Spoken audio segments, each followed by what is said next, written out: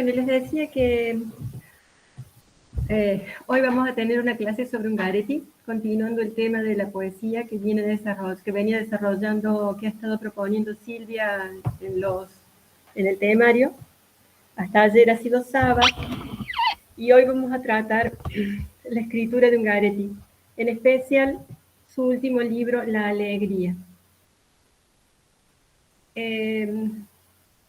Bueno, no sé si alguno lo conoce o si alguno lo ha podido leer al autor. Es verdaderamente un autor muy interesante, y creo que la lectura de este poema, o la lectura de este poemario, por lo menos, por no decir su obra, resulta una escritura muy apelante, muy interpelante. Hola Virginia, ¿cómo estás? Creo que de alguna forma, para muchas personas, la poesía, la escritura de este hombre ha sido un antes y un después. Es una escritura, son textos en los cuales nos encontramos en lo profundamente humanos.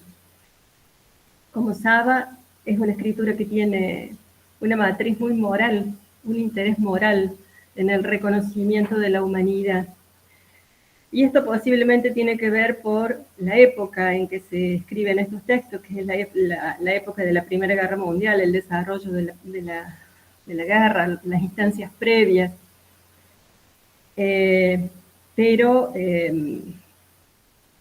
más allá de eso, las invito, y digo porque están todas mujeres acá, por eso digo las invito, a que se encuentren, a que se tomen un tiempo para escuchar o para leer, si quieren para escuchar, porque los poemas, y digo escuchar porque pueden encontrar los textos en YouTube, en la voz del poeta que están doblados, o interpretaciones que son bellísimas de parte de otras voces también maravillosas. Bueno, comenzamos entonces. Les voy a poner un power para hacer más ameno la exposición. Cualquier cosa me interrumpe.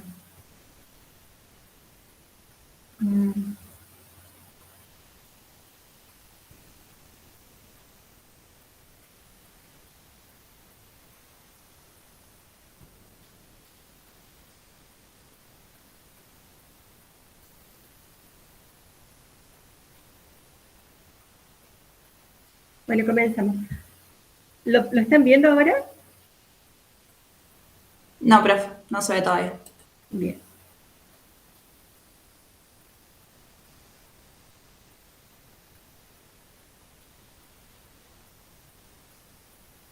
¿Qué pasó? ¿Ahora sí? No, profe, todavía no. Sigue sin verse. Puso presentar pantalla y compartió la pestaña del Power. Sí. Debe estar tardando un poquito, quizás con todo lo que falló Bien. ayer.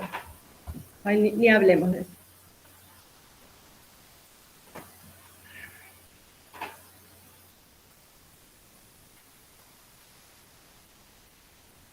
Bueno, avísenme si aparece.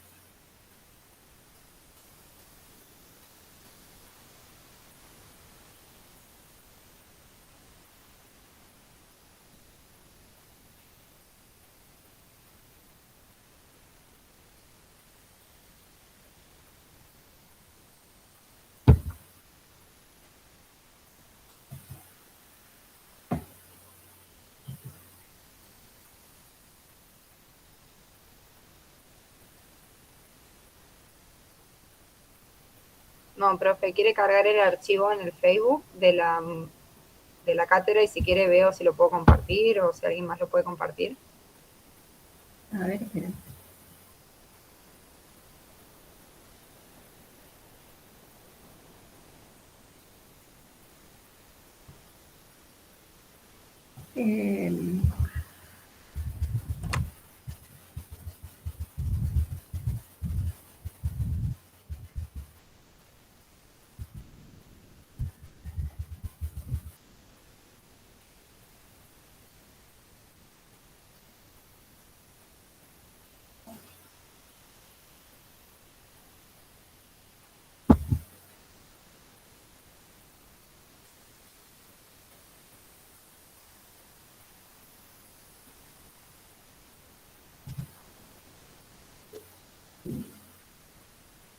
Bueno, a ver, esperen.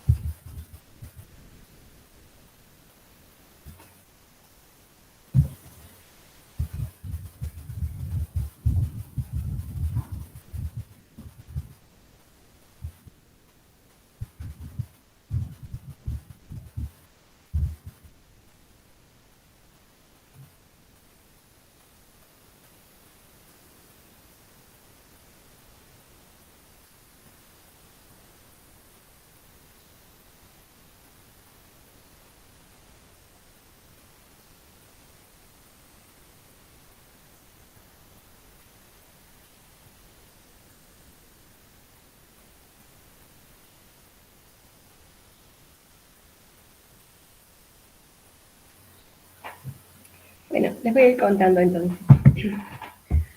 Hasta que aparezca Magda y nos dé algunas notas, me dé una mano.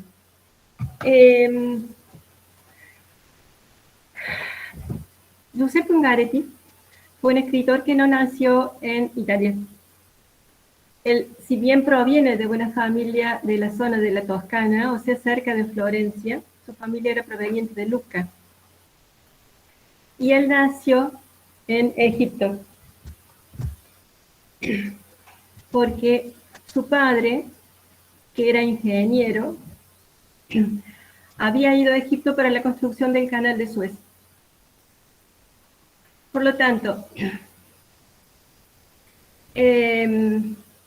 su formación no es una formación común, no es él no crece en un lugar según la costumbre de los italianos, por más que en ese momento hubiera sido a lo mejor una cuestión inestable, porque la situación sociohistórica, política de Italia en ese momento está bastante difícil.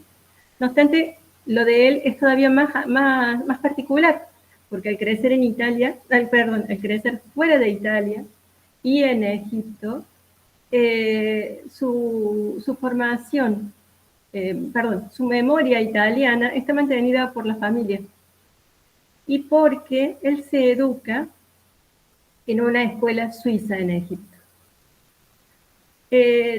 Más tarde se va a estudiar a París, a la Universidad de París, hace letras 2 años en la Sorbona, y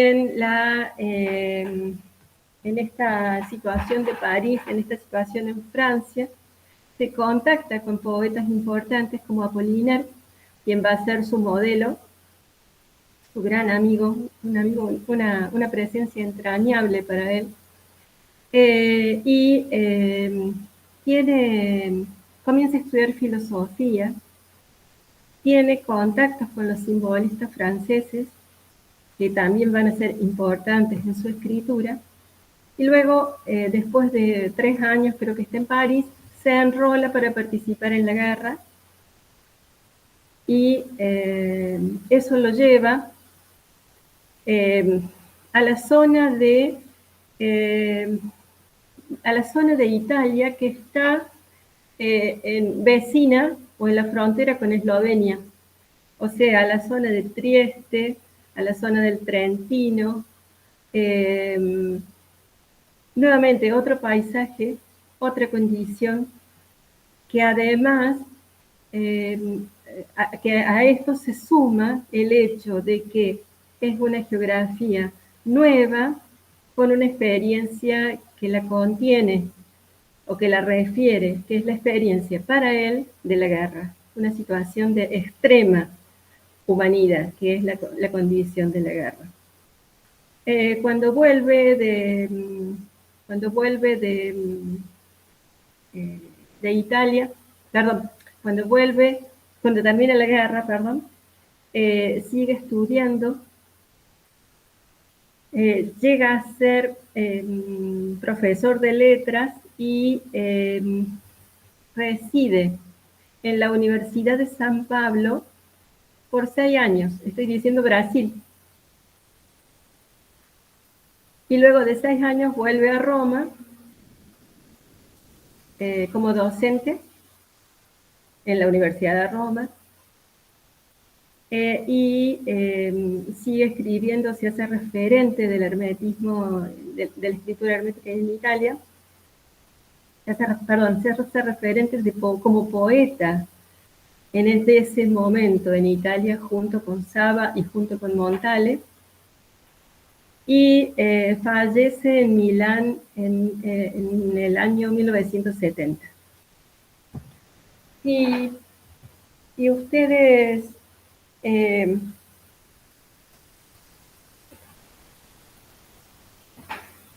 si ustedes lo buscan, lo googlean, en general su figura siempre está sonriente. Siempre está sonriente. Llama la atención después de lo que él ha vivido, esa sonrisa. Pero creo que esa sonrisa es su posición ante la vida. Creo que esas sonrisas, ¿se acuerdan que Silvia hablaba de la profundidad de la poesía, del misterio, del puerto sepultado? Que hace unos días ella trabajó diciendo dónde está la poesía, es parte del secreto sepultado junto con ese puerto, de dónde llega el poeta. Bueno, esa alegría que él tiene o esa afirmación vital que él presenta es parte de su condición de poeta, de lo que él ha construido como poeta.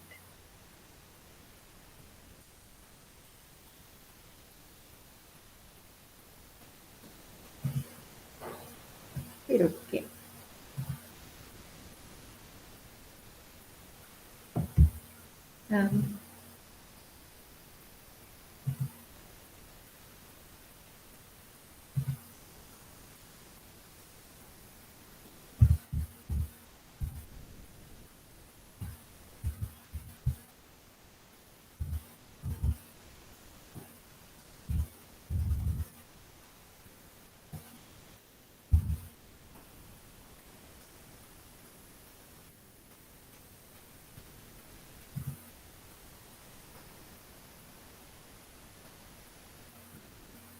A ver si ahora puedo.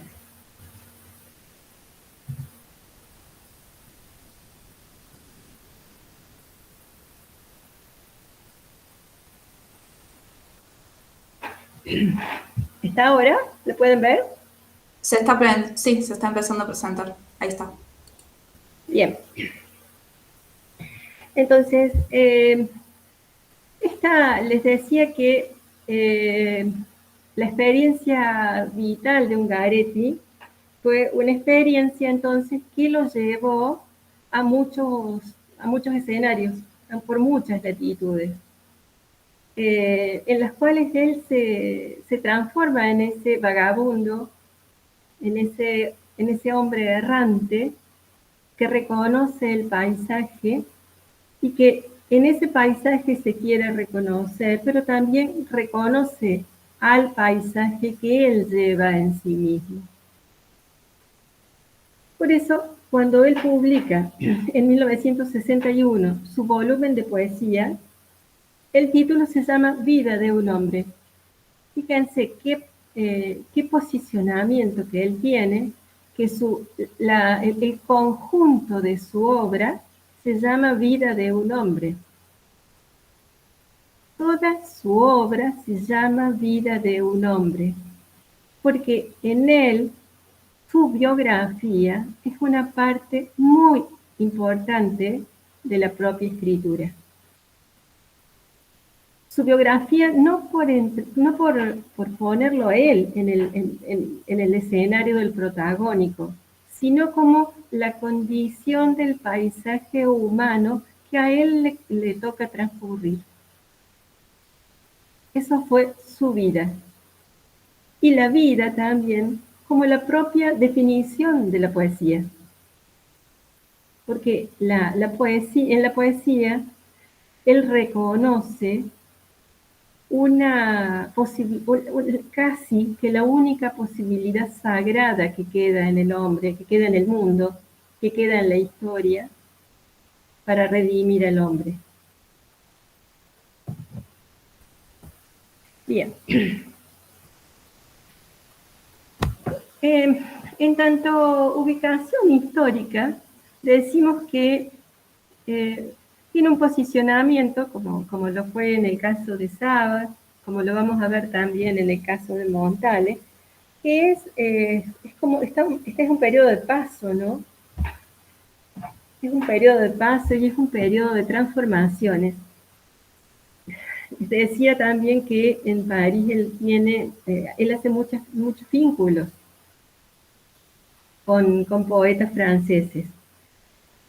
Por de pronto podemos decir que en relación al simbolismo, él hereda un posicionamiento que lo lleva a reconocer que las apariencias a las que él ve, en esas apariencias él no reconoce la realidad última, sino tal como lo proponía Platón.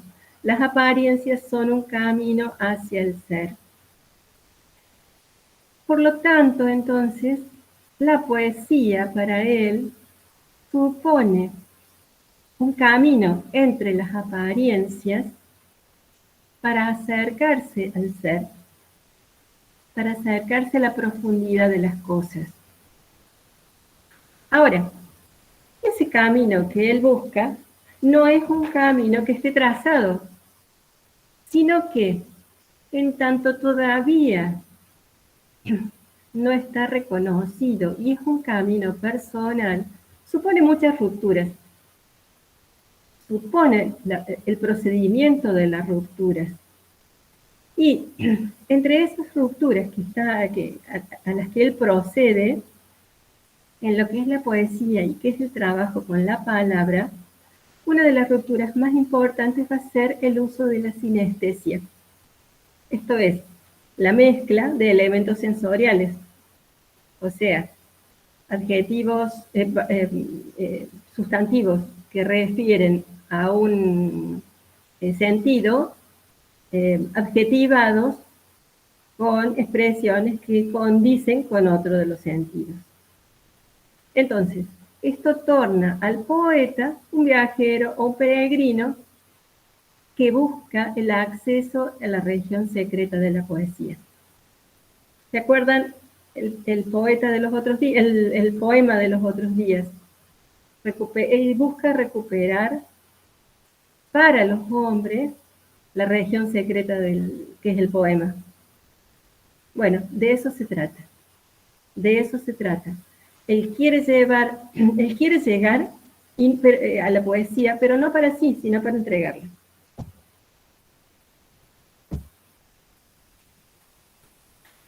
Entonces, en este camino de la poesía, vamos a encontrar poetas que son referentes de él, que son referentes importantes en su obra. Perdón, lo que les decía, bueno, que tiene que ver con esta ruptura y con esta novedad que tiene su escritura. Les decía recién la cuestión de la alegría. La alegría como título, que también es parte es una forma figurada de la sinestesia. Ahora, como es una sinestesia pensada, ya no se llama sinestesia, sino que es oxímoron. Eso es propiamente la figura del oxímoron. ¿Por qué? El poemario se llamaba, La alegría de los náufragos. Fíjense este título, lo que significa en el hecho de poder ver o poder concederle a los náufragos la categoría de la alegría, vincular a un náufrago con la alegría. ¿Se dan cuenta qué es esto?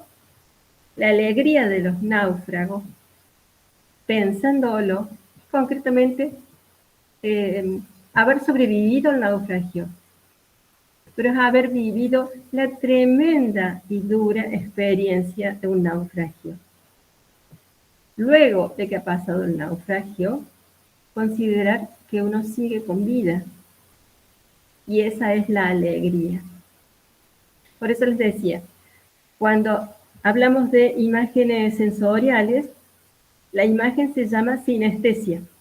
Ahora, cuando hablamos de imágenes que apelan a lo lógico, a la razón, la imagen se llama oxímoron.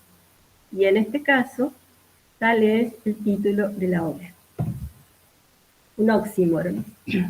Entonces, en esta cercanía, decía, con otros poetas, encontramos la presencia de Apollinaire en estas cuestiones de este posicionamiento de ruptura que le permite buscar otras formas en la construcción de las estrofas, en la ubicación de los versos, en la renovación de lo que son las estructuras, porque si nosotros vemos lo que ha hecho Ungaretti, a lo mejor decimos, pero ¿dónde está la novedad?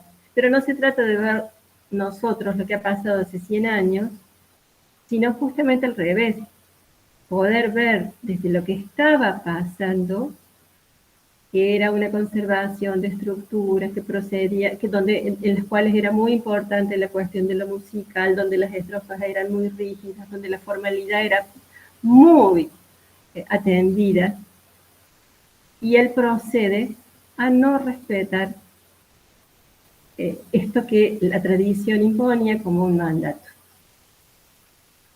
Entonces, de Apollinaire está el asumir esa audacia para proceder al cambio.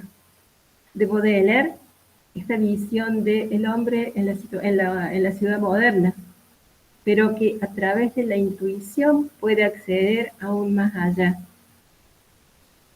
Y a ese más allá, recuperarlo, dar cuenta de ese más allá a través de analogías y correspondencias. Por otro lado, con Mallarmé, la construcción de una lengua que se hace muy precisa, que se hace muy acotada, y en la cual lo que se sugiere es muy importante, la musicalidad es muy importante, y con un fundamento moral en el sentido de que se reconoce lo humano como valor fundante del poema. Por último, en Valéry está esto de la preeminencia de este sentimiento de vivir, en el que, sin embargo, la emoción queda reservada. No es que se exaspera la emoción, no es que se exacerba la emoción, sino que en esta gran reflexión sobre la vida y la existencia, la emoción queda contenida. Y en un marco donde hay una gran conciencia de la decadencia. Por eso decimos que la poesía es un viaje por la naturaleza y por la realidad, y cuando decimos la realidad muchas veces estamos diciendo la ciudad. Es el vagar solitario del hombre moderno por la civilización en un difícil intento de reconocerse a sí mismo, de reconocer las cosas y de reconocer las cosas que son, de reconocerse él mismo en esas cosas, en ese paisaje, su lugar y su función. Que parece una cosa clara, y parece que fuera esto lo propio de cualquier poeta, pero en la experiencia de Ungaretti no lo es. Ya vamos a ver por qué. La poesía entonces se hace testimonio absoluto, radical del hombre, y es la palabra que le permite resistir la destrucción y le permite resistir lo que la historia le está proponiendo al hombre como existencia. ¿Alguna pregunta tienen?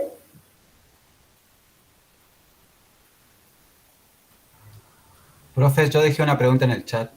Buenas tardes. Decímela. Tenía una duda con respecto al tema de la sinestesia. Sí. ¿Me podría explicar de nuevo eso? La sinestesia. La sinestesia es una figura sensorial. Se aplica, por ejemplo, a imágenes que tienen que ver directamente con la expresión de los sentidos. Por ejemplo, decimos el amarillo claro, ¿sí? Amarillo es algo, es una imagen visual cromática, y claro también es una imagen visual, ¿sí? ¿Cómo hacemos una sinestesia? Por ejemplo, si decimos un amarillo agrio,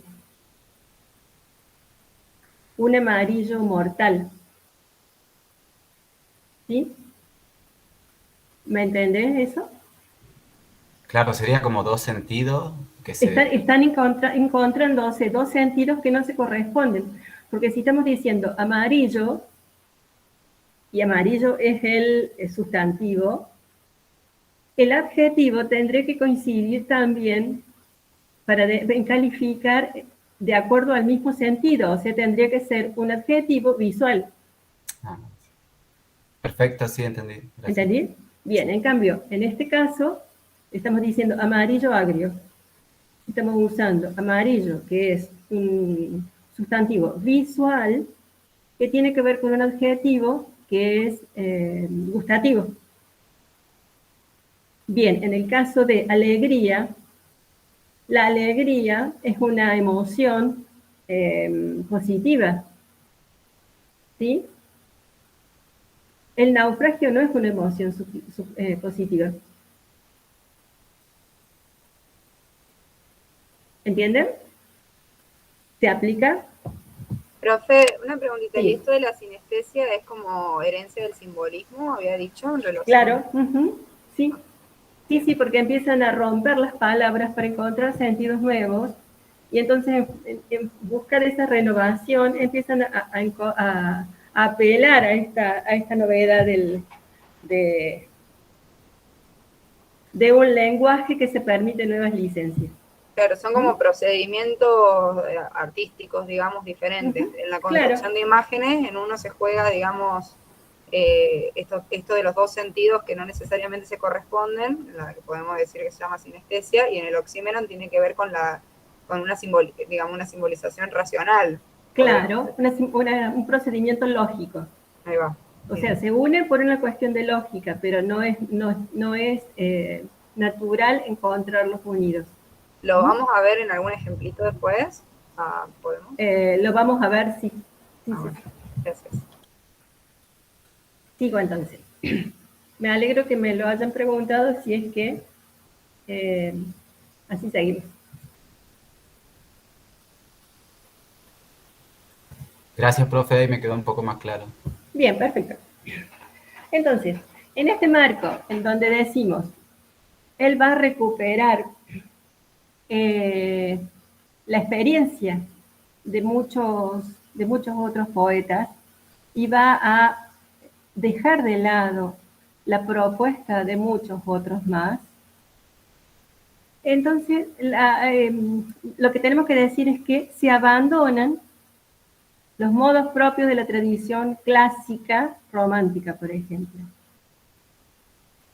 Por otro lado, él deja de sentir la realidad como un todo, por más que desee que sea un todo, por más que desee que la realidad que él ve sea una realidad compacta, sea una realidad armónica.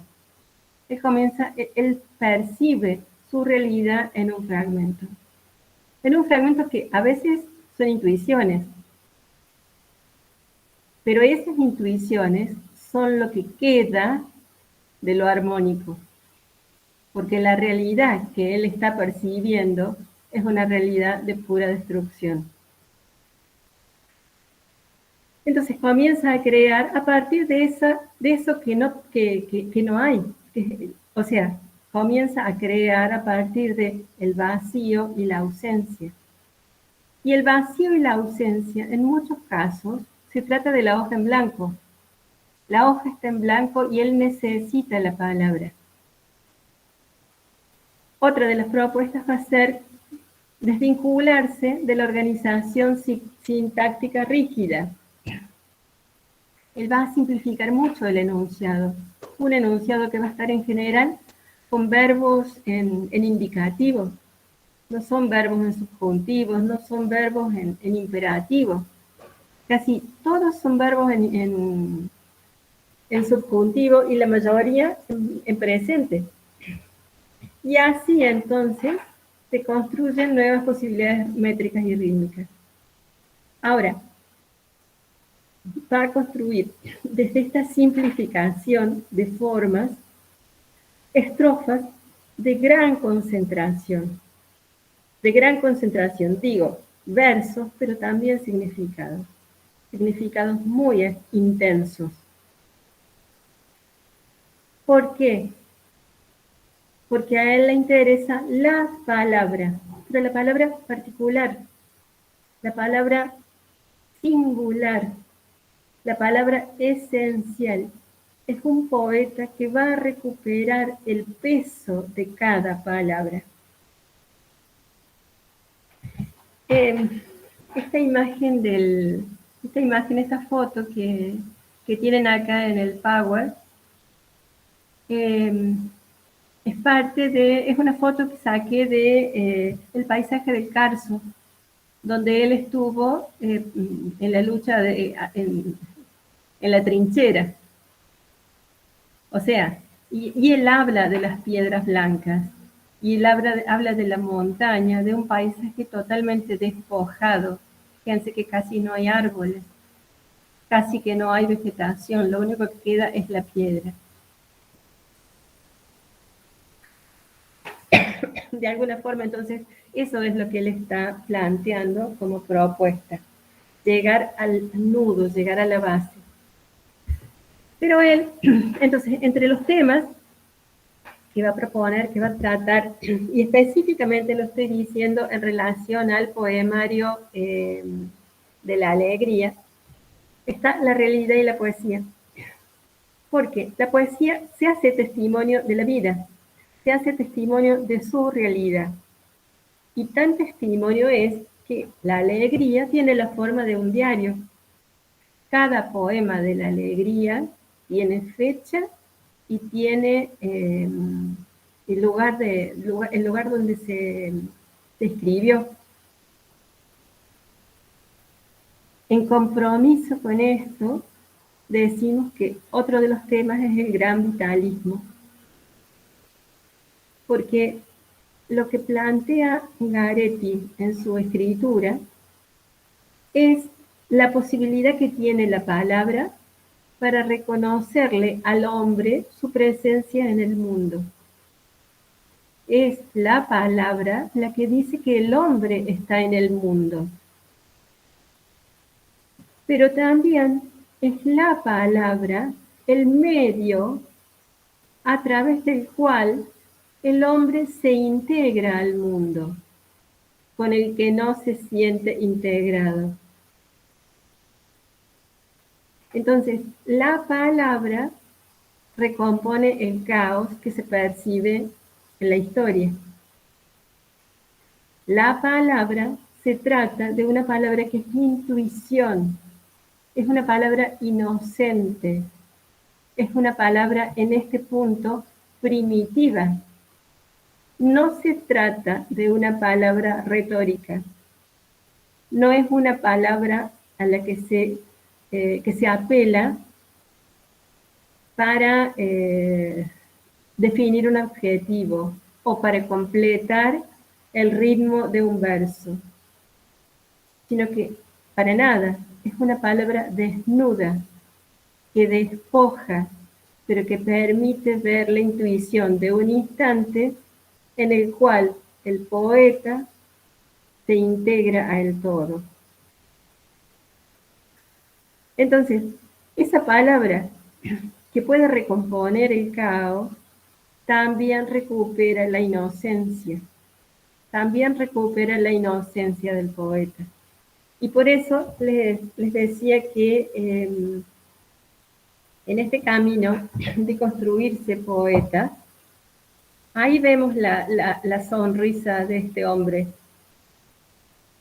Porque la poesía, o es por la poesía, que accede al camino de la inocencia, o que convive con la inocencia, o que no pierde la inocencia. Obviamente, otro de los grandes temas va a ser la guerra.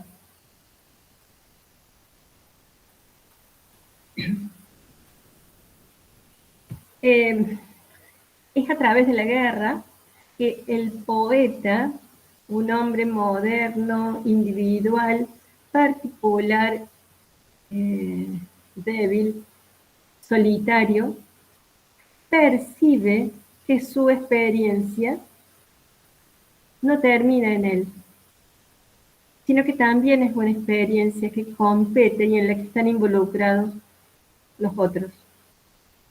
Es una experiencia colectiva. Y a través de ese colectivo recupera a Italia como patria, como la tierra de los padres.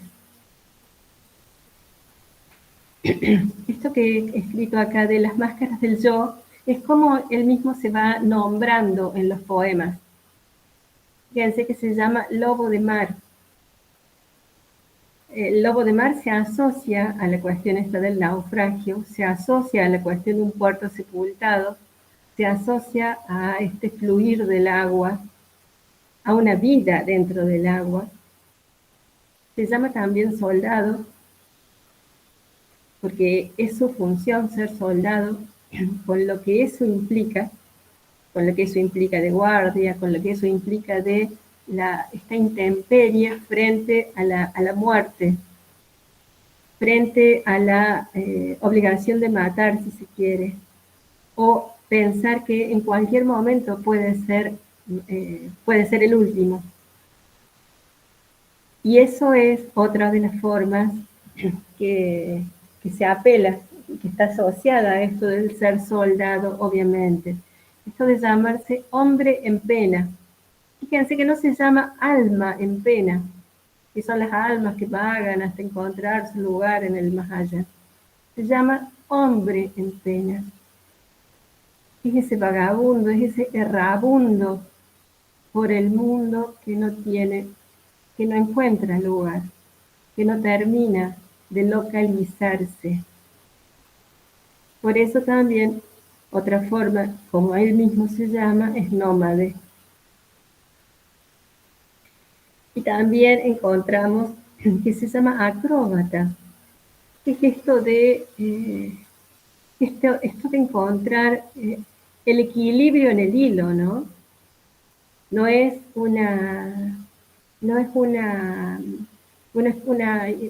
función fácil, pero él se ubica haciendo malabares en ese lugar.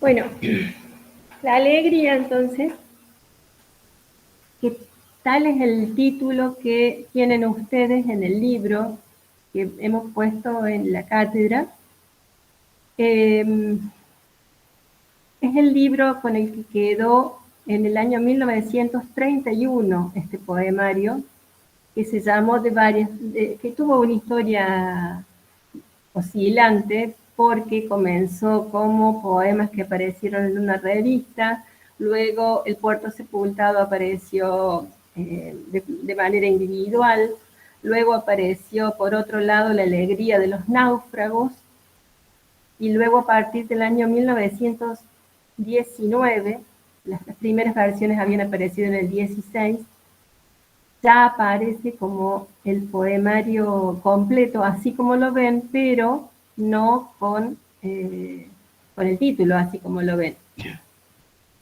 Recién es en el año 1919 que comienza a llamarse La alegría. O sea, el autor simplifica el adjetivo, que es un adjetivo, esto de la alegría de los náufragos. Por lo tanto queda la alegría, fíjense, nada más que la alegría.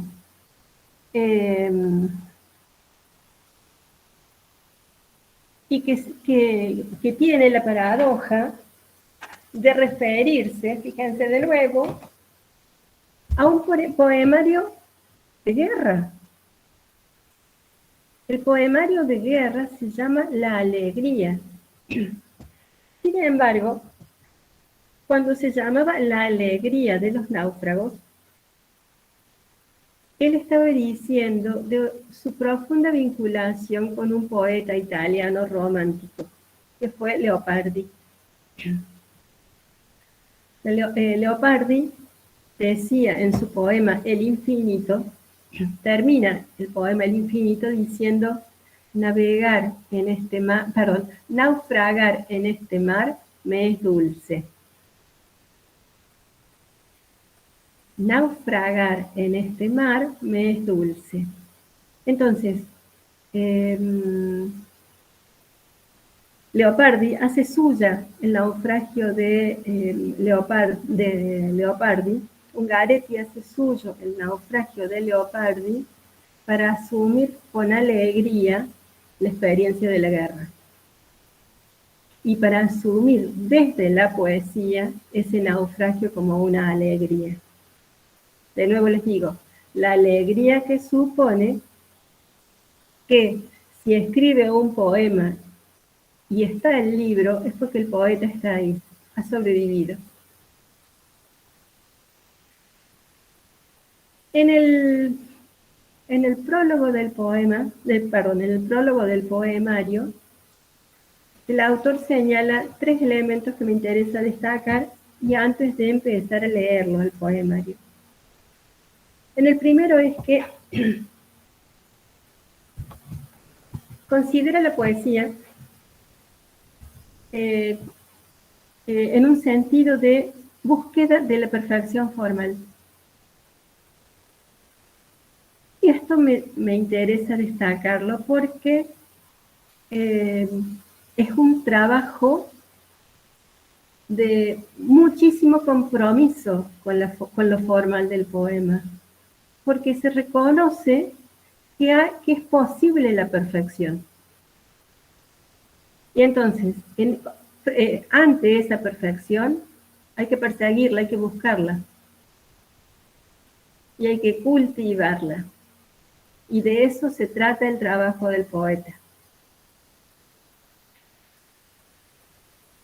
Otra de las señales, otra de las cosas que señala el escritor, que el libro es un diario. Por lo tanto, cada uno de los poemas significan momentos o instantes de lo que el poeta ha vivido. Y en eso recuperar el sentimiento histórico que lo embargó al momento de protagonizar la situación.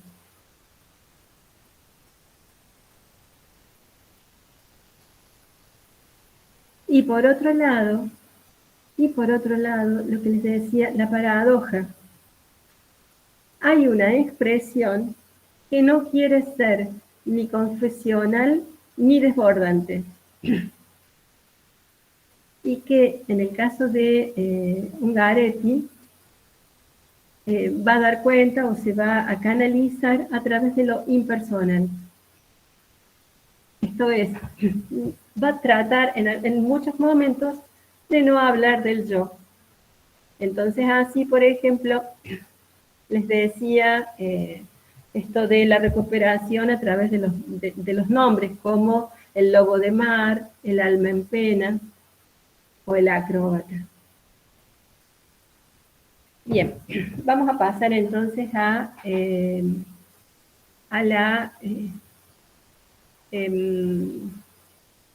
leer el poemario. Profe, perdón, ahí en ese Power que está mostrando ahora, en la B dice la idea del libro como diario y después dice los poemas significaron. Tormentos formales. Ahí está, no veía bien. Gracias. Tormentos formales. La voz individual del poeta se basa en un activo sentimiento histórico. Hay un esfuerzo lúcido y continuo por conquistar enunciados que se fijan en imágenes.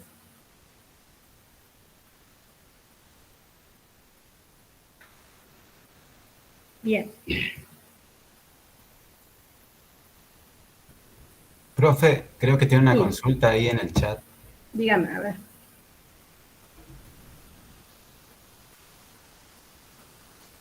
Sí se puede hablar de una conciencia, de una cierta inocencia infantil.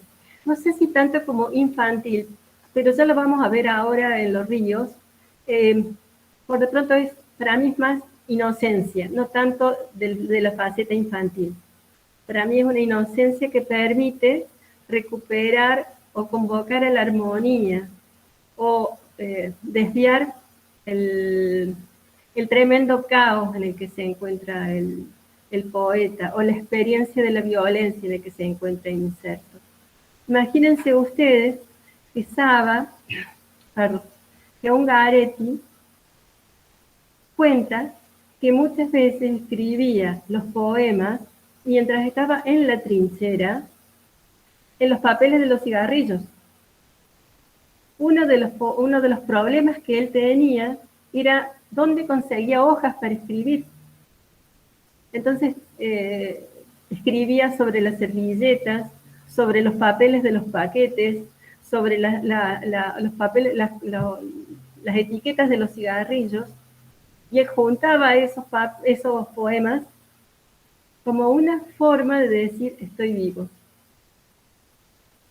Imagínense estar escribiendo en situación de trinchera, en situación de vigilia, en situación de estar en guardia y estar escribiendo porque era la forma de sentirse vivo o de eludir el miedo. Voy a pasarles ahora el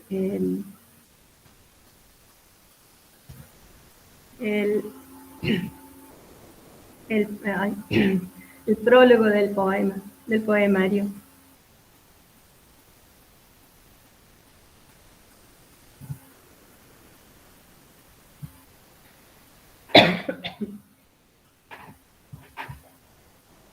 Profe, ayer Fonsina había hecho otra pregunta antes y me parece que no le anda el micrófono y le pregunta si podríamos decir que Ungaretti se contrapone con esta énfasis en la alegría a la poética del dolor de Saba. De todas maneras, pareciera que Ungaretti también trabaja el dolor quizás desde otra perspectiva. No se contrapone, porque están hablando de la misma experiencia humana difícil, que en el caso de Ungaretti se hace particular por la vivencia de la guerra, porque él es soldado, él es un hombre en trinchera, por lo tanto, y Saba no lo es. Saba vive otro tipo de dolor, tiene otro tipo de dudas. Entonces, la alegría es el recurso que encuentra Ungaretti para poder aliviar la pena. La alegría desde la palabra. Por eso los dos son poetas tan humanos, tan solidariamente humanos, tan fraternamente humanos. Porque la visión de la experiencia de lo humano los afecta. No se pueden contraponer. Bueno, no los contrapondría, mejor dicho. Bien. Entonces, fíjense, este prólogo, esta introducción, es el pórtico de la edición del año 31. Entonces, donde él explica, los poemas fueron escritos entre el año 14 y 19. Los más antiguos ya fueron publicados en una revista, la revista La Cherba, de la cual Silvia les habló, que era la revista de Giovanni Papini. El Puerto Sepultado fue reunido por primera vez en un tomo por Ettore Serra y publicado en Udine. El otro editor, fíjense cuántas personas lo ayudan, lo apoyan a él para seguir publicando. En el 19 publica La alegría de los náufragos, El puerto sepultado, junto con otros poemas escritos antes y después fue reeditado por La Especia, otra vez al cuidado de Ettore Serra.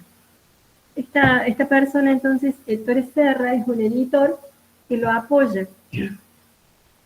Y en relación a esto, a este apoyo, encontramos un poema en la página, ya les digo, sé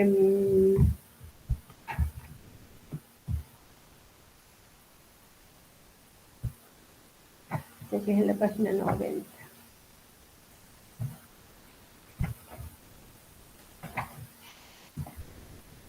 Donde él le reconoce a Ettore Serra ese apoyo a través de una definición de la poesía. Opa. En la página 92. Y se los leo.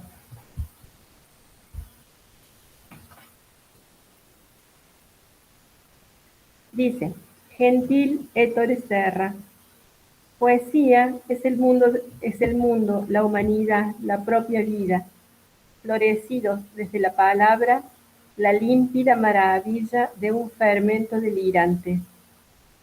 Cuando encuentro en este mi silencio una palabra, cavada está en mi vida como un abismo. Se los estoy leyendo muy rápido y los invito a ustedes a que lo lean más tarde. Lo que quiero decir ahora es que rescatar esto de cuando encuentro en este mi silencio una palabra, cavada está en mi vida como un abismo. Fíjense que, de nuevo, como el puerto sepultado, está hundido, está sumergido, y él puede sentir eso sumergido y lo puede sacar a la luz a través de la palabra. De eso se trata. Entonces, Ettore Serra es quien lo apoya en esta cuestión de poder rescatar la palabra de poética de Ungaretti. Fíjense entonces cómo sigue el escritor. ¿Lo están viendo, cierto, a la introducción? Sí, profe. Bien. Para la presente edición, el autor, fíjense el impersonal, ¿no? Revisó un poco en la forma sus viejos poemas, pero tratando de no alterar la dirección de sus primeras búsquedas, aunque resulte una empresa casi desesperada encontrar un modo de coincidencia entre dos puntos lejanos, por la complejidad humana y la madurez artística, logrando que la mano diferente se mantenga escondida. Me interesaba que ustedes pudieran advertir la capacidad que tiene de impersonalizarse y decir, cuando yo era joven escribí de una forma, ahora ya escribo de otra y no puedo alterar lo que dije de joven. Pero yo ahora, o sea, lo diría de otra forma, o ya estoy en otra etapa. Ahora lo que les decía recién, este viejo libro es un diario. El autor no tiene otra ambición y cree que aún los grandes poetas no tuvieron otra que la de dejar una hermosa biografía. Por eso sus poemas representan sus tormentos formales, que era lo que escribía recién que me preguntabas vos, Virginia. Pero querría que se reconociera de una buena vez que la forma lo atormenta solo porque él la exige adherida a las variaciones de su ánimo. Y si algún progreso obtenido como artista quisiera que indicara también alguna perfección alcanzada como hombre. Entonces, fíjense acá la cuestión, cómo se asocia para él la poesía con la humanidad. El valor de la poesía es en tanto lo profundiza en su capacidad de humano. maduró como hombre en medio de acontecimientos extraordinarios frente a los cuales nunca se mantuvo alejado. Su compromiso como hombre fue plenamente asumido por el poeta, digo. Sin negar nunca las necesidades universales de la poesía, siempre pensó que, para dejarse imaginar, el universal debe estar de acuerdo con la voz individual del poeta, a través de un activo sentimiento histórico. Esto es, esa idea que es armónica, que es universal, que busca el poeta, la reconoce solo a través de una búsqueda desde la historia. Él no puede buscar desde otro lugar que no sea su propia historia. Fíjense entonces cómo termina.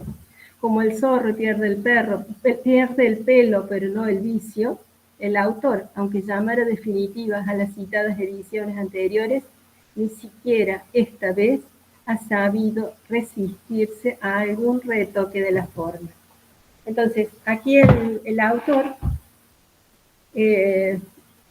fíjense cómo esta cuestión de lo formal lo convoca, le preocupa, lo cuestiona, que ni aun cuando ya dice versión definitiva, puede dejar de modificar algo. No sabemos qué haya sido, pero por de pronto algo. Bien, entonces vamos a pasar a la lectura de los poemas. Vamos a empezar con el Puerto Sepulto, porque ya Silvia se los ha leído. O el Puerto Sepultado.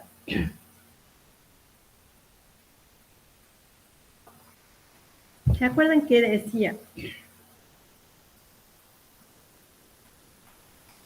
El Puerto Sepultado. Fíjense cómo está ubicado en Mariano el día 29 de junio de 1916. Y dice, y aquí llega el poeta y luego vuelve a la luz con sus cantos y los dispersa. De esta poesía me queda aquella nada de inagotable secreto. Fíjense lo breve que es el poema, la sencillez que tiene, la palabra que es muy precisa, no son palabras muy cuidadas, están todas enunciadas en indicativo. No hay nada que sea difícil de entender acá. Sin embargo, resulta difícil decir lo que nos está diciendo este poema, ¿no? Y cuando Silvia los otros días le preguntaba, no eran muchos los que se animaban a responder. Aquí llega el poeta. ¿A dónde llega el poeta? ¿Quién lo puede decir?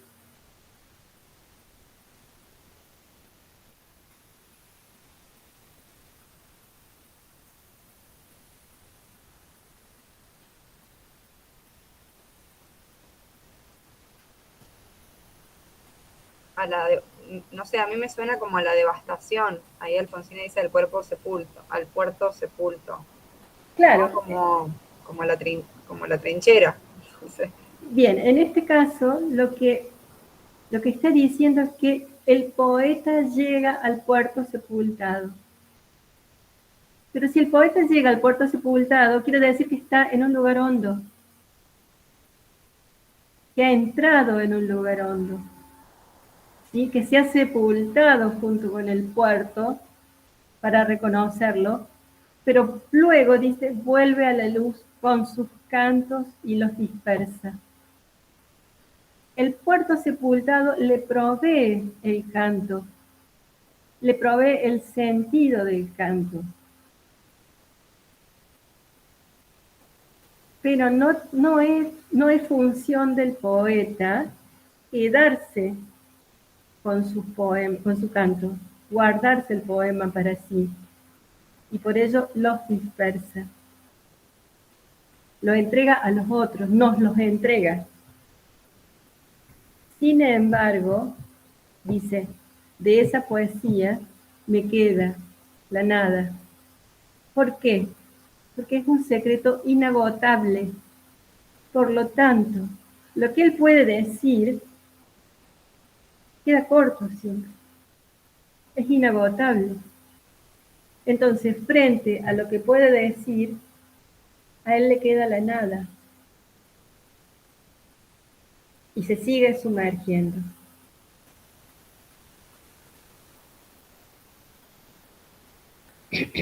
Entonces acá vemos al poeta, aparece él, el poeta, con una función especial, pero también hay una función de parte del auditor o de parte del lector, que debe recibir la palabra poética.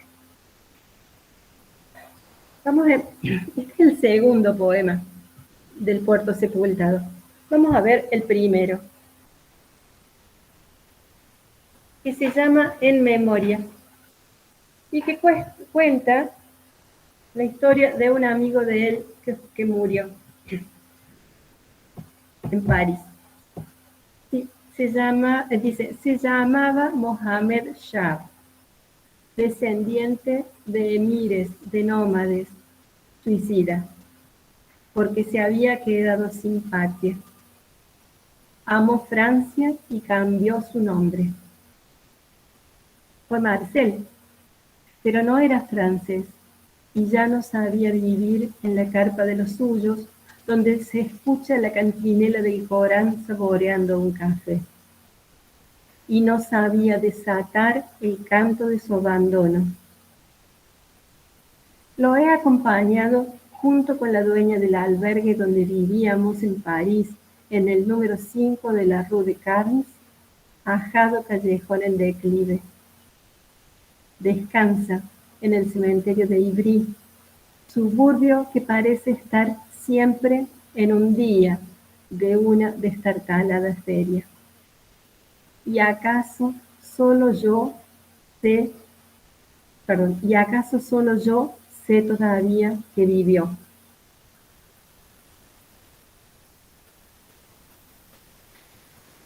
Bueno, entonces acá Ungaretti está contando la historia o el testimonio de la vida de que vivió su amigo Mohamed Shah, que fue un poeta libanés con el que él conoció en la escuela, cuando estaba en el canal cuando estaba en Egipto, en Alejandría, y entonces estudiaron juntos y después vivieron juntos en París, y en París Shah se nacionaliza francés, pero luego se suicida. Ungaretti, además de contar que se suicida, cuenta el drama que tuvo su amigo, que es: amó Francia y cambió su nombre. Fue Marcel, pero no era francés, y ya no sabía vivir en la carpa de los suyos, donde se escucha la cantinela del Corán saboreando un café. El hombre pierde la identidad, pero peor aún, y no sabía desatar el canto de su abandono. Allí está escrito, lo van a tener escrito en la fotocopia, porque en el escaneado, porque se trata del mismo escaneado, dice: el canto no lo salvó, como si lo salva al poeta del Puerto Sepultado. Él no pudo desatar, no pudo escribir el abandono en su canto, Marcel. Mientras tanto, Ungaretti sí. Ungaretti sí puede cantar el abandono en su canto. Profe, una consulta. ¿Es como que ha sufrido una despersonalización de su identidad el personaje ese? Totalmente, amigo? Claro, por supuesto. Por supuesto. Y lo que le pasa es que él se ha desprendido o ha asumido una identidad a la cual ya no puede responder o que no termina de responder. Mientras que en el caso de Ungaretti, se hace un hombre de paisajes, se hace un hombre en pena, que puede andar muchos paisajes. Y los puede habitar porque está en diálogo con ese paisaje.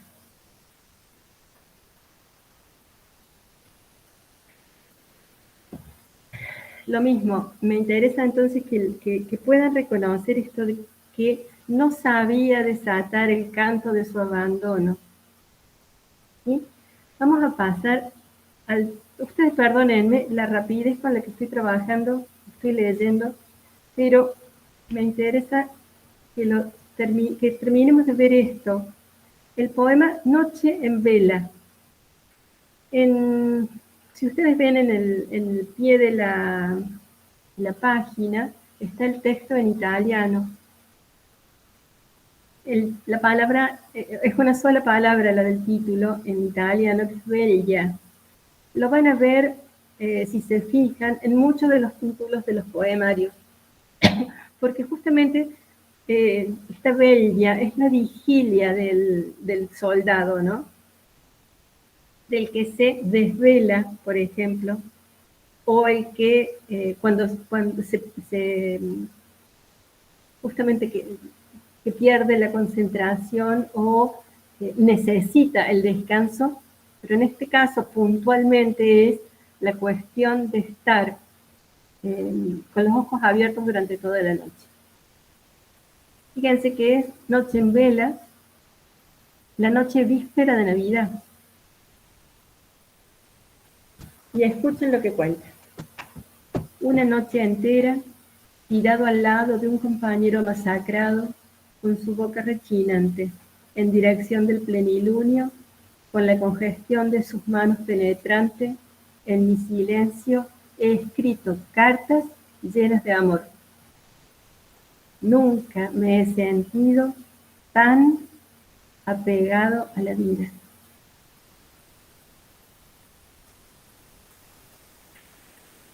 La pregunta mía es, ¿qué pueden ver en común entre el Puerto Sepulto y el poema En Memoria en relación a esto? ¿Pueden encontrar algo en común? Profe, que nuevamente la escritura es una forma de apegarse a la vida. Apegarse a la vida y reconocer que la posibilidad de escribir significa estar vivo, ¿no? Pero estar vivo en un ámbito de muerte. Fíjense esto del nunca me he sentido tan, ese grado, ¿no? Tan apegado a la vida. Tan pegado a la vida. Noten también esto de que no es que me he sentido vivo, sino junto a la vida. Es como que lo que yo vivo no es vida. Y cualquiera podría decir, estando en una noche entera tirado al lado de un compañero masacrado, con la congestión de manos, ¿quién resiste? O sea, ¿quién tiene la capacidad de escribir cartas llenas de amor? Poder revalorar el universo de los afectos y de las emociones y de las sensaciones a partir del vitalismo, ¿no? No quedarse con la muerte, sino elegir la vida.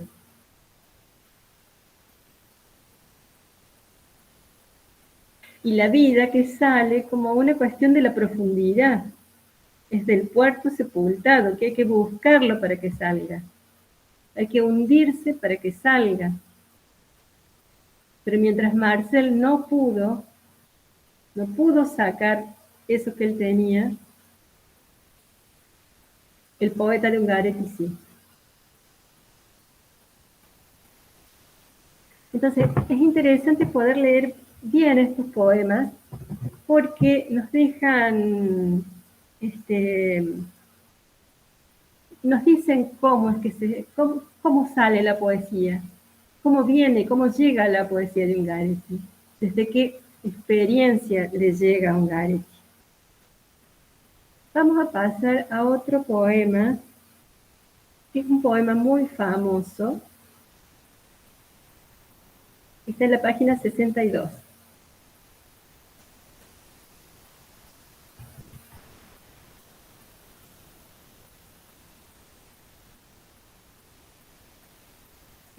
Soy una criatura, se llama. Fíjense. Fíjense de nuevo, un poema muy breve, estrofas muy breves, que dice: soy una criatura, soy una criatura.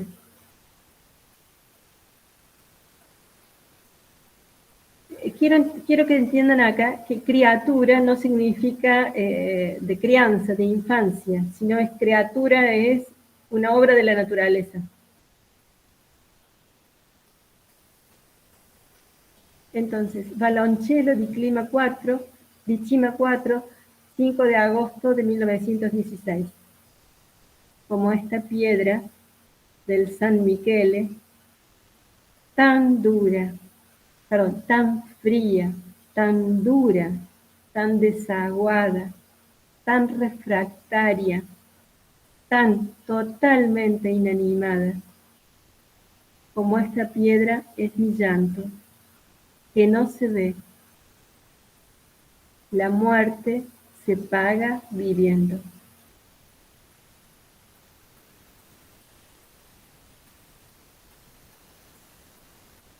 El San Michele es un monte que hay en la zona del Carso, que es un monte de piedra, obviamente. Como esta piedra del San Michele, tan fría, tan dura, tan desaguada, tan refractaria, tan totalmente inanimada. Como esta piedra es mi llanto. Fíjense lo que decíamos hace un momento, la cuestión de las analogías, ¿no? Cómo se establecen las relaciones. Y las relaciones con elementos que son totalmente inusuales. Porque si es desaguada, como esta piedra es mi llanto. Y ese final tremendo, la muerte se paga viviendo. Así de duro es lo que él vive, la muerte se paga viviendo. La muerte se paga. Estamos pagando la muerte cada día. Y en la página anterior, que es la página 60, fíjense, ahora es una experiencia colectiva esta.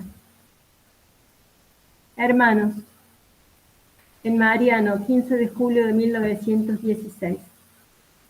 ¿De qué regimiento sois, hermanos?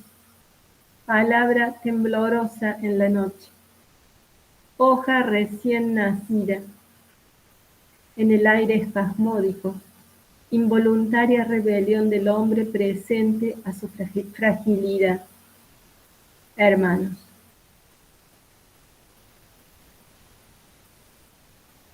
De nuevo, el reconocer a los otros como hermanos, a los iguales, a los pares como hermanos, pero hermanos con los que está pagando la muerte, hermanos con los que está luchando por la patria. Y sin embargo, palabra temblorosa en la noche, porque imagínense estar en vela y que llegue un regimiento y poder reconocerse o no parte de ese regimiento. En el aire espasmódico, involuntaria rebelión del hombre presente a su fragilidad. A ver, es tan concreto lo que está contando como experiencia de lo que él vivió. Llega un grupo y él está en vela esperando. ¿De dónde es el grupo? ¿Son hermanos? ¿Hermanos en esa situación?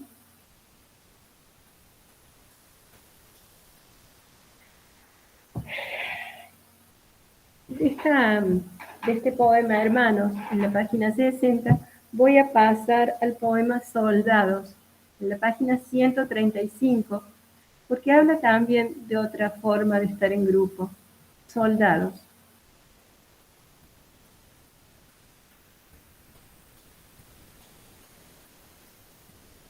Un poema todavía más cortito, fíjense.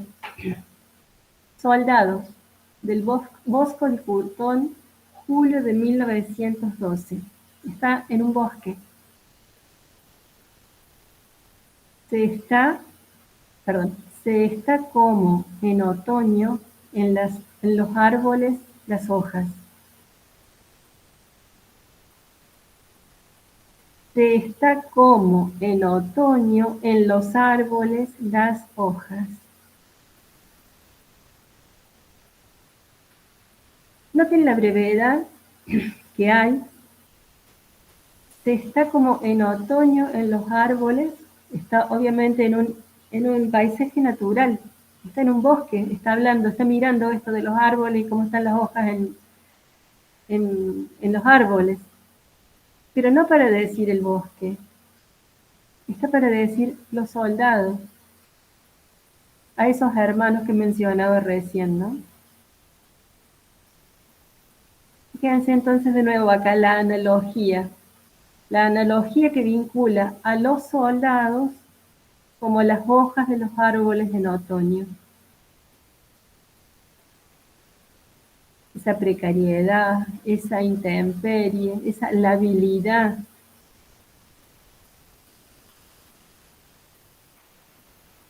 Es eso tan incierto que se torna la vida, que de tan incierto no se puede decir en primera persona, sino que es impersonal. Se está como en otoño en los árboles las hojas. Aquí hay, en este poema, hay un cuidado formal muy interesante que queda evidenciado en la versión italiana, por supuesto, con versos. El título tiene 3 sílabas, el primer verso 4, el segundo verso 3, el cuarto verso 4 y el quinto verso 3. O sea, hay un ritmo muy particular, pero note con qué poquitos elementos está calando de la forma como lo hace, ¿no? Cómo nos está iluminando en el sentido en el que él está viviendo su experiencia. Y una experiencia que se llama la alegría.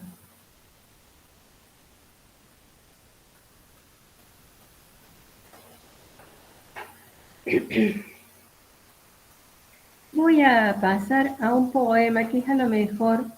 ¿Quieren hacer alguna pregunta? No hay problema. Bueno, cómo no. Voy a pasar a un poema, que a lo mejor es el poema más famoso de Ungaretti, que se llama Los ríos. Está en la página 66.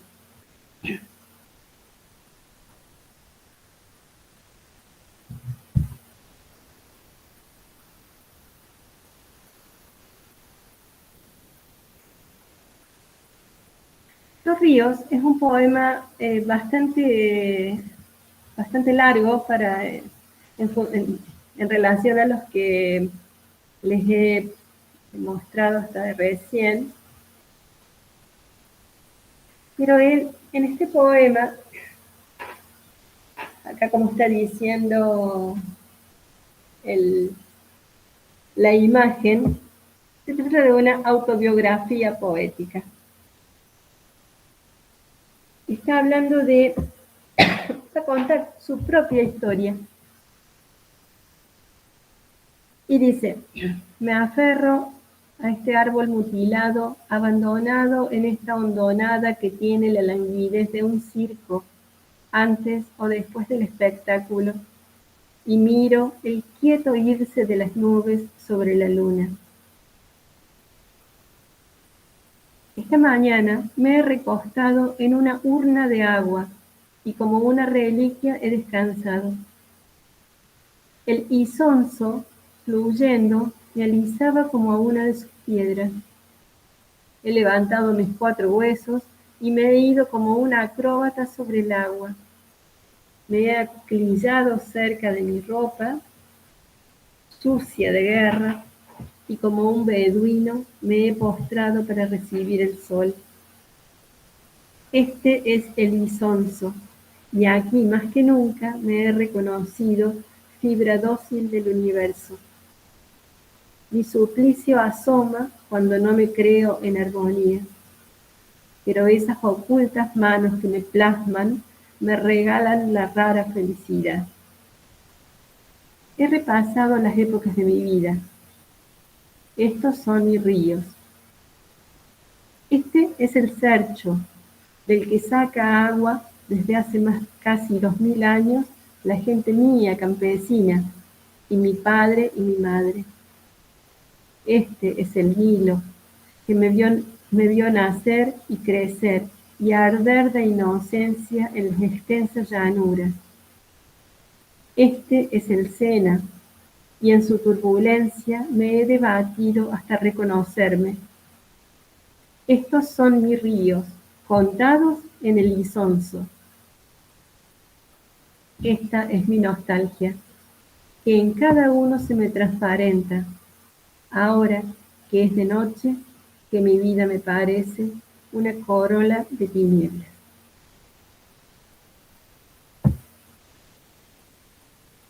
Entonces, fíjense que en estos ríos, en los ríos, la experiencia que él está planteando, que él está recuperando, es que en algún momento en el río Isonzo, él va a bañarse.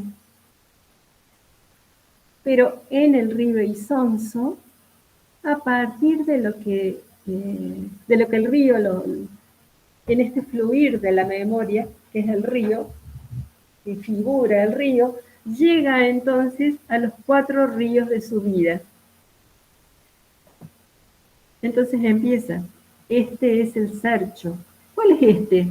Mira, el Isonzo, que es el río donde él está participando como soldado de la guerra, es el Cercho. Se transforma en el Cercho. Es un río de la Toscana, el río que lo retrotrae al ambiente de su familia, a la historia de su familia, que era campesina. Entonces, el Isonzo, que es el río de la guerra, se torna el Cercho. Luego, el mismo Isonzo se hace el Nilo, que fue su época de niñez, que me vio nacer y crecer y arder de inocencia. Pero también el mismo Isonzo se hace el Sena, que lo lleva a Francia, que en su turbulencia, porque se trató de años de mucho aprendizaje, años de la vanguardia, me he debatido hasta reconocerme. Entonces, fíjense que todos los ríos de su vida son el Isonzo, y el Isonzo se transforma en todos. Él encuentra todos los ríos en ese lugar y con ellos dialoga, ¿no? Se integra su experiencia humana al río, integra su memoria de hombre solo, de hombre en guerra, pero que no puede renunciar a la memoria. y los ríos que le hacen fluir esa memoria. Fíjense cómo dice, me aferro a este árbol mutilado, abandonado en esta hondonada que tiene la languidez de un circo, antes o después del espectáculo. Fíjense entonces, el espectáculo de la naturaleza o el lugar donde él está tiene la forma de un circo. Y él después dice que me he levantado mis 4 huesos y me he ido como una acróbata. Entonces el teatro de la vida o el teatro de la existencia. Ahora, no es un teatro griego de la tragedia, sino que en el valor de las cosas que se están jugando se trata de un circo. Por otro lado, esta mañana me he recostado en una urna de agua.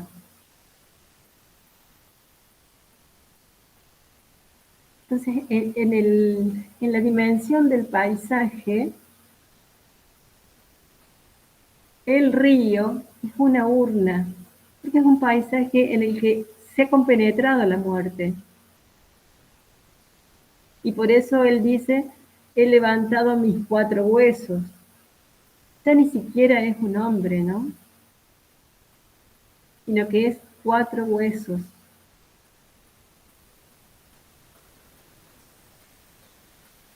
O dice, el isonzo fluyendo me alisaba como a una de sus piedras.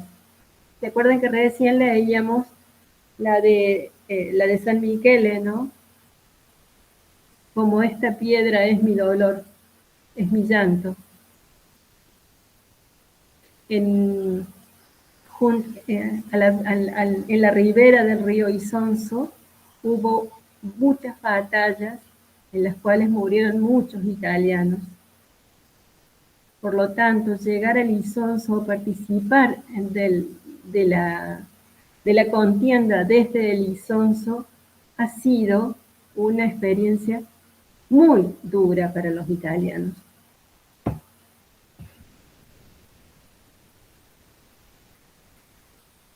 Y fíjense que dice, este es el Isonzo y más que nunca me he reconocido fibra dócil del universo. Esto en el Isonzo, o sea, él se proyecta en el Isonzo, pero el Isonzo proyecta su propia, le devuelve lo que él es. ¿Y qué es? Una fibra dócil del universo. El sentirse débil, el sentirse que el universo lo funda, lo hace a su medida. Mi suplicio asoma cuando no me veo en armonía. Fíjense, cuando lo dice como si fuera una cuestión totalmente ajena, ¿no? Como si él no viviera, no estuviera en un paisaje de guerra. Pero, a ver, él puede decir eso porque es capaz de reconocerse en algún momento en armonía. Él puede buscar en su profundidad y reconocer o recuperar la armonía para sacarla de sí mismo, para decirla, para comunicarla.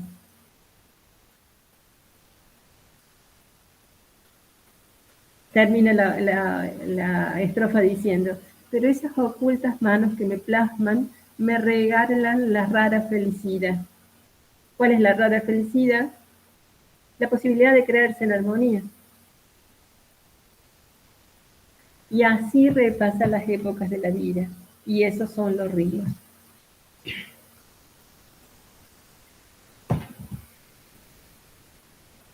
Bien, me gustaría leerles el poema, un poema muy breve, que es uno de los poemas más famosos de Ungaretti, que se llama La Mañana. Está en la página 103.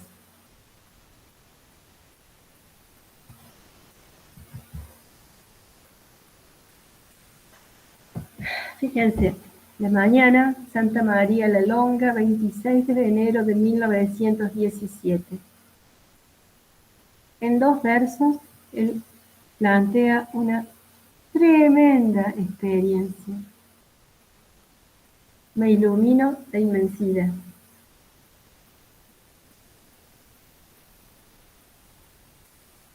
Esa es la posibilidad que tiene Ungaretti para no morir. Poder iluminarse de inmensidad y poder decirlo. Fíjense ustedes, es muy probable que esto sea o remita a la experiencia de que ha terminado una larga noche de mucha tensión y de repente llega la mañana. Me ilumino de inmensidad. Y ese sentirse iluminado de inmensidad quiere decir, estoy vivo. Y así que cómo se indaga la metáfora de la luz desde otro lado. No estamos hablando de la luz como razón, ni siquiera de la luz como referencia a lo divino. Es solamente la mañana. Pero la mañana, llegar a la mañana, significa esa experiencia de seguir vivo. Y por seguir vivo me ilumino. Mi cuerpo se ilumina. Y yo lo puedo decir o yo lo puedo contar.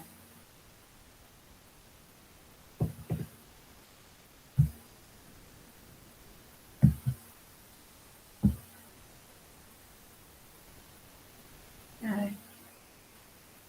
Y el último que les voy a leer ahora es San Martín del Carso, que está en la página 80.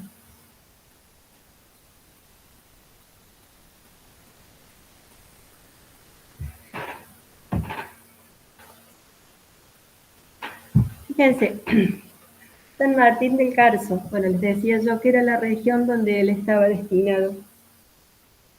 Puntualiza, Valoncello del Álvaro Isolato, 27 de agosto de 1916. De estas casas no ha quedado más que algún pedazo de pared. De tantos que me apreciaban, no ha quedado ni eso siquiera. Pero en el corazón no falta ni una cruz. Es mi corazón el país más desgarrado.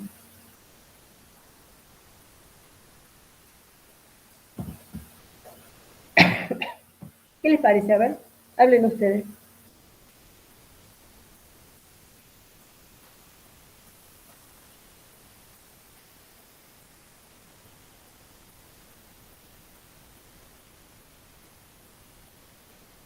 ¿Qué les parece este poema?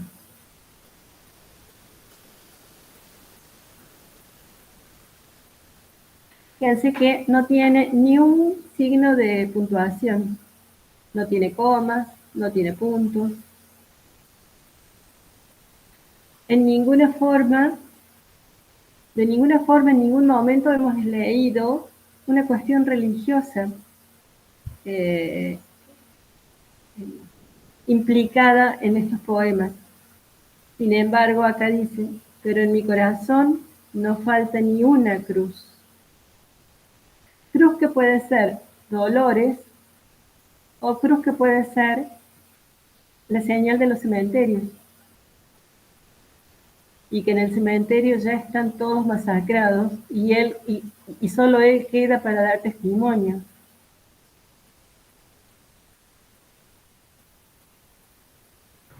Profe, también es como que hay en el último verso algo como un desgarramiento interno del poeta, ¿puede ser? Claro, por supuesto. Fíjense, es mi corazón un país desgarrado.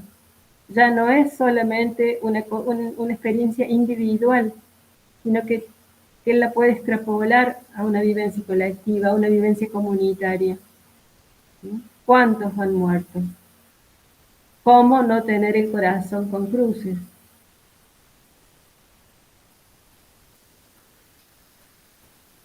Bien, por acá vamos a dejar, pero espero que